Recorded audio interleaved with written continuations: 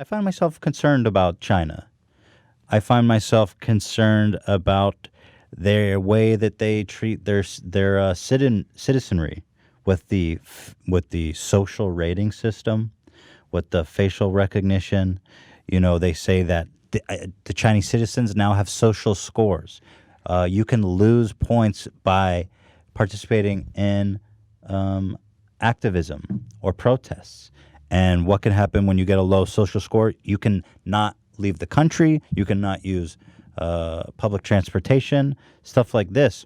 And so the way that they are finding to control their citizenry is some very frightening things for the future of civilization, as I see it, a threat to that. I also wonder about if the United States should be more active in supporting Hong Kong protesters.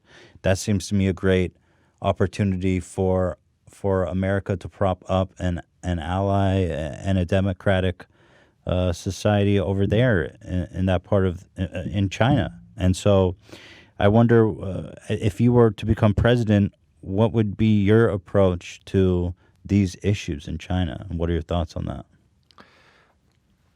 The most reprehensible thing going on in China right now is the concentration camps for the Uyghur ethnic minority.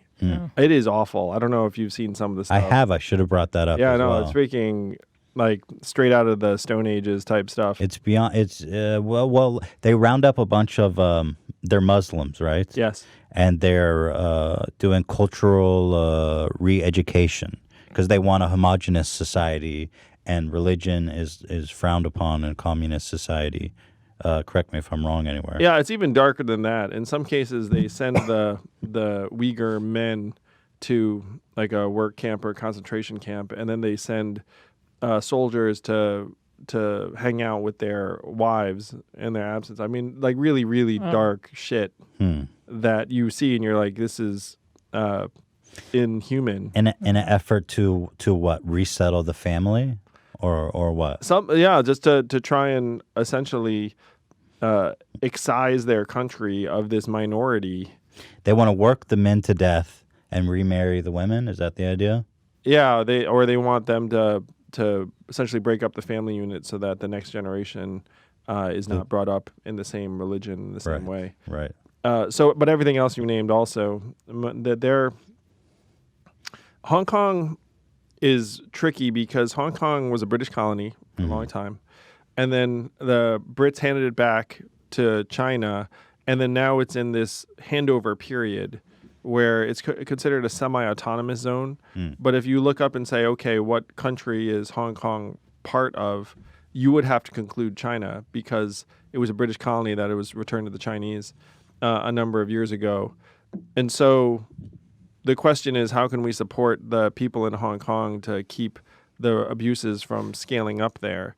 And in some ways, the Chinese haven't done what you would fear, which is go in and do a military oppression Tiananmen style. But there's plenty of dark stuff happening in Hong Kong. And I said last night they banned face masks there so they could use facial recognition technology to identify protesters and then round them up afterwards. The biggest thing we can do to bring pressure on the Chinese is to make it clear to them that if they abuse human rights, there are going to be consequences. And those consequences have to be economic, really, because that's the main language that Chinese understand. They have two primary overriding priorities at all times. Number one, maintain robust economic growth. And the number two, preserve social order. So the question is, can you make number one powerful enough so that they curb the abuses in number two? The social credit system is part of that setup. And do you all watch Black Mirror? Do you see those episodes? Yeah. So it reminds you of that Black Mirror episode. Definitely. Yeah. And to me, that is hand in hand with their total lack of privacy regs. The fact that any interaction you have in any context gets recorded. They have a real powerful surveillance state there, and they're ramping up their technology to make it unprecedented in human history. Right. So to me, here's the approach. Number one, you say, look, you benefit from our trade relationship, from your global commerce. If you go past a certain point in terms of your human rights abuses, you're going to pay a real price. Number two, on the technology side, they're actually trying very hard to build up a parallel tech ecosystem, which is really disastrous potentially for everyone over time. They used Google Apps until very recently, and now they've transitioned to their own homegrown operating system. What does that mean? That the government prohibits Google-based devices? Well, they're not using them now, and it's an open question whether the Chinese government prohibited them or the U.S. government said, hey, Google, you're not allowed to work with the Chinese on these things. But a lot of the Google apps we all know are essentially open source, where, or if not open source, they make the license freely available. So if you were the Chinese and you had to come up with your own set of apps and operating system, it would really suck, especially because Google had it all figured out for you. So they were using Google, and now they developed their own homegrown operating system and apps that they're exporting to other countries that they're trying. So the risk is that if for whatever reason consumers start using that and we become, for whatever reason, reliant, are you worried about data privacy breaches? Yes. Yeah. So you can imagine a world where, because we know that Chinese technology firms and the Chinese government have a very close relationship. And so Right. if you succeed in exporting that technology platform to the rest of the world, then you essentially have the Chinese government's eyes and hooks into everything. So that's what you have to try and prevent.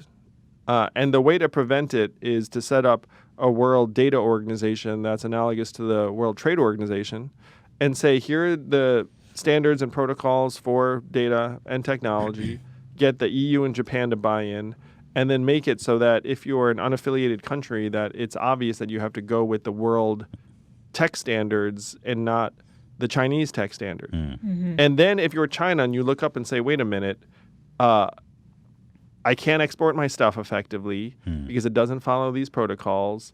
Our stuff doesn't work with anyone else's stuff. At the extreme end, they would say, maybe it's better for us if we join the world on this one because then at least our stuff will be interoperable. And also right now, I'm going to bet their software is terrible compared to Google's and everyone else's. Like if you're a third world country and they're generally developing countries and China comes and says, hey, use our tech, you're like, I do not want to use your tech at all. Your tech is terrible. Unless it's free, you know.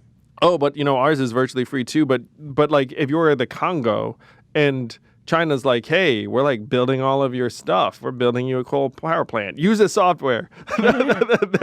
then Congo's like, I guess we have to. Right. So that's the game they're playing. And we have to make it so that game loses. That game losing actually is the best way we can protect human rights. Because then if you're China and you look up and say, well, I need to join this world organization, then you say, well, if you want to join this world organization, you need to have some kind of privacy rules in check. You need to not be abusing your own people in these ways. Is there any efforts to put an organization like that together? Yeah, I'm happy to say that we're starting to take some steps. Like we have some proposals out. Certainly, if I'm president, we can get this done relatively quickly because the EU and Japan would love nothing more. Right. And this is the brainchild of a guy named Ian Bremmer, who's this brilliant thinker on global security matters. And so Ian's running with this ball right now. That's great.